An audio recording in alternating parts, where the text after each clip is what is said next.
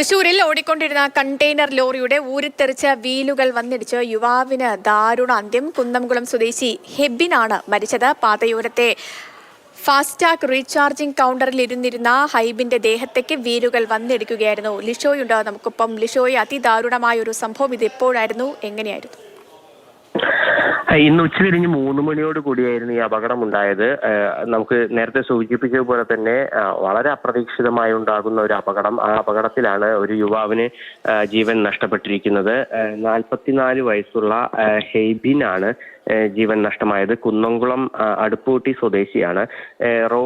ഈ റോഡരികിൽ ഫാസ്ടാഗ് നൽകുന്ന റീചാർജ് കൗണ്ടർ ഇരിക്കുകയായിരുന്നു ഹെബിൻ. ആ സമയത്താണ് ഓടിക്കൊണ്ടിരുന്ന കണ്ടെയ്നർ ലോറിയുടെ വീലുകൾ ഊരിത്തെറിച്ച് പോയത്.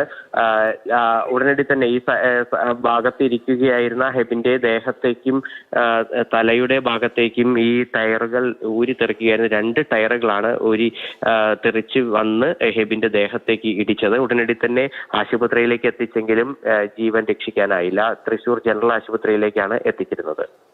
ശരി ലിഷോ, എന്താണെങ്കിലും അതിദാരുണമായൊരു സംഭവം തന്നെയായിരുന്നു. ഓടിക്കൊണ്ടിരുന്ന കണ്ടെയ്നർ ലോറിയുടെ ഊരിത്തെറിച്ച വീലുകൾ വന്നിടിച്ചാണ് യുവാവിന് ദാരുണാന്ത്യം സംഭവിച്ചത്.